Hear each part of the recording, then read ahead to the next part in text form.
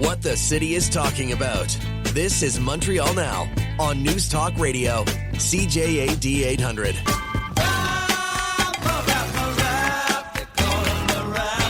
You know, with any negotiation that we have, there's a point that both parties are heated and the temperature needs to come down. And I thought this was the right decision.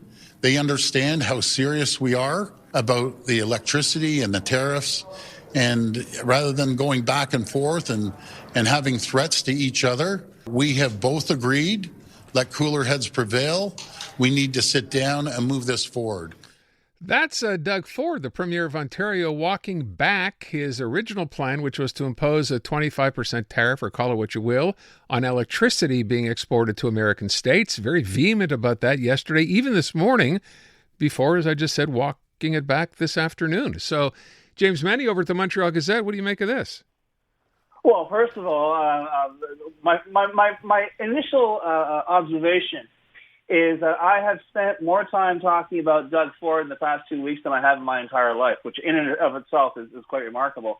The other thing is that big, wet, slurpy, squishy sound you heard earlier today was the sound of the White House blinking. Yes, Crazy Doug Ford has managed to get Trump's attention.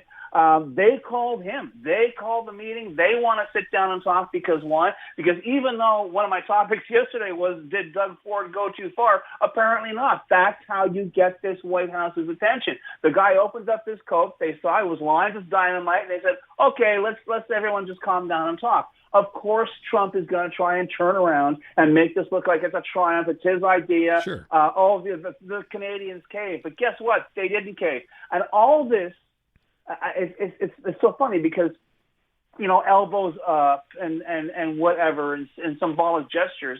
The guy who's getting things done is Doug Ford. He's turning around saying, you want a trade war? Here's a trade war. Because even though 2 of the 3 states affected are perceived as blue states, Democrat states, the fact is, here's this one Canadian guy affecting 1.5 million American households by driving up the price. And it's not a lot of money, $400,000 a day. No one's going to go broke on that. But the fact is, this is just the beginning. Meanwhile, we're seeing all kinds of reports. The billionaires who thought they had bought and controlled Donald Trump are losing literally hundreds of billions of their money on this incompetent clown. The markets speak for themselves, and it's like I say, in the end, it's not going to be the billionaires. It's going to be the people who are watching their 401ks get turned into fireplace kindling because Donald Trump is nuts. He's got no plan. This is no art of the deal. This is the art of being completely nuts, which is exactly what's going on. So in the end, we have Howard Lutnick, who only this past weekend was actually saying on one of the weekend talk shows, saying, wouldn't it be great if we had a Department of External Revenue that would collect all the revenue in tariffs and we wouldn't have to pay income tax? Yeah. That's the grift that Trump is running on the American people. The problem is, even the thickest of his supporters know when they're losing money. Everyone's losing money on this, and honestly, I'm impressed. I'm surprised and impressed that Doug Ford was able to get this so quickly and get the White House's attention so quickly. I'm sure he's not going to walk out of there empty-handed because, quite frankly, if he does, I think that may inspire Francois Legault, who's been kind of on the fence right now in terms of making moves. But he's going to see the example of Doug Ford, and he'll probably throw in, not necessarily on electricity because we already have a hard contract with Vermont, but there's New York apparently and Massachusetts that they could rethink how much they're going to charge them for the electricity. Plus, there's aluminum. So Trump can say it's a million zillion percent for his tariffs. The fact is, genuine, tangible pushback from Canada clearly gets results. And it wouldn't surprise me if we see a complete change in the tone, not exclusively because of Doug Ford, although he certainly will be a catalyst, but because of all the other things I've mentioned that are happening right now south of the border. I heard you talking on Carlton Trail before. Yes, things are happening on it's like a minute-by-minute situation. It's 10 times worse in the States right now. People literally don't know what the hell is going on. All they know is whenever they check the markets, they're all heading down. They're heading down fast, and they're heading down at a quicker rate than they have in the entire year. It is really approaching the edge of a cliff, and someone's going to have to hit the brakes. And I think Lutnick saw a chance. He grabbed it, hence the meeting on Thursday. By the way, just for people wondering, the Dow today closed down another 478 points. That's about 1,500 points in 2 days. So there is that. But I want to just point out, have you heard this conspiracy theory, Jim, where people are saying this is exactly how they planned it, to drive the price of stocks down so they can buy back in? Yeah, exactly. But here's the problem. That would make sense. But if you're doing it every other day, which seems to be what Trump is doing, I would suspect that to a certain extent, the market, which isn't completely stupid, would anticipate that, realize what's going on, and perhaps the drop would not be as precipitous. I think, though, there is a consensus growing that Donald Trump, there is no plan, there is no conspiracy. This guy is completely incompetent, completely nuts.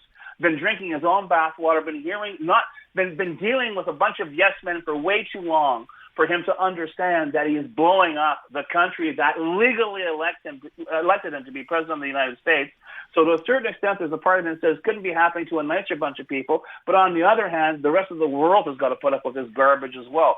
So let's hope that, as Mr. Ford suggested, cooler heads will prevail, and perhaps the hottest head of all will be shoved into a bucket of very, very cold water, if not by the people of the United States, rather than the billionaires who basically put him in office, because they, too, are losing money big time, and that's something they really don't like to do. By the way, there have been many tweets from Donald, or posts on social media, on Industry Social said, my favorite one, I read this before, when this Ontario surcharge on electricity happened, he wrote part of a post, Ontario just announced a 25% surcharge on electricity, of all things, and you're not even allowed to do that.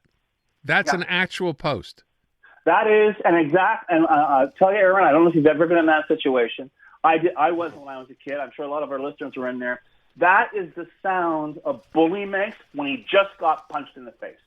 Like they do that double take, and they go, "What? You're not supposed to do that." Yeah. You know what I mean? And this is what, and I guarantee you, even though Trump is simply too thick to understand that, I'm sure his entourage is going, this is one guy, this is one tariff.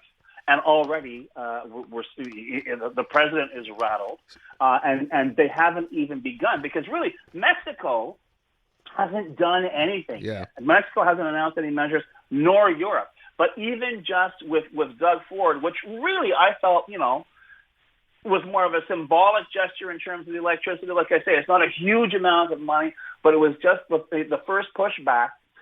For them to blink that quickly suggests to me that they're either going to say, we've got to change the channel, we've got to change the tone, we've got to find a way to get out of this, or down the road, and I'm very sorry, and it's not wishful thinking on my part, we may see a movement within the states to invoke the 25th and get rid of Trump.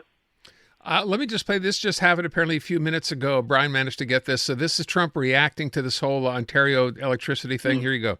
As you know, there's a very strong man in Canada who said he wasn't going to charge a surcharge or a tariff on electricity coming into our country. He has called and he said he's not going to do that. Okay, he's not going to do that. And it would have been a very bad thing if he did. And he's not going to do that, so I respect that. Hey, it's already a win for Donald Trump before they even had this meeting, Jim. No surprise there. That's the thing. And once again, as I say, we called him? No, it was precisely the opposite. Yeah. It was Washington that called Ford. And indeed, I just heard you mentioning this idea of protocol. The reason why Carney, or even Trudeau for that matter, for Thursday's meeting, cabinet ministers, LeBlanc's going to be there as finance minister, and Doug will be there as premier of Quebec, but also head of the Canadian Federation. And that's it. Unless Trump is in the meeting, you don't bring your top guy down, whoever that might be at the moment in Canada. But fair enough. This is it. You're going to keep at the same level. But all that said, even you hear the tone of voice in that clip, Aaron. Clearly, he was informed that it wasn't like, gee, do you mind if this happens? Clearly, he was told this is happening on Thursday, sir, and we've got to get out of this mess, sir. So let's just, keep our comments to a minimum and see what happens. But I'm pretty sure they're not inviting Doug Ford down there to double cross him. Jim, before I get out of here, I want to go to the question I started with today. We haven't talked a lot about this, but some interesting text. This is the 5th anniversary of COVID having been declared a global pandemic. I'm asking people here to look back and remember, some of the things that we lived through. Some of the things the government got right, some of the things the government got wrong, and things we learn in the event this ever happens again. What do you think? I think first of all, in Quebec, it was the 13th, because I remember I was in the hospital getting surgery, and my wife was able to come in and drop me off in the morning. She couldn't get in the hospital because they declared a state of emergency by that afternoon. But all that said, Aaron, a lot of the fundamental things that we take for granted now, working out of the house, the whole dynamic people have with going out, with spending money out, with dining, the whole thing, all that changed because of the pandemic. A lot of people dug their heels in and said, no, everything's going to go back. No, it will not. Yeah. There was a real fundamental change, I think, of how we looked at our daily lives, whether we liked it or not. That was perhaps a good thing from the pandemic. The deaths, of course, the flying blind, the people who deliberately did not wear masks, that's the downside. But in the end, I think, God forbid, if it ever happened again, we'd be better prepared mentally to deal with it than we were back then. But all that said, as I say, some very fundamental changes in the way we live our lives and the way we're going to be living our lives, even though the pandemic's no longer a part of the picture. James Mennie at the Montreal Gazette. Thank you, Jim. Adama.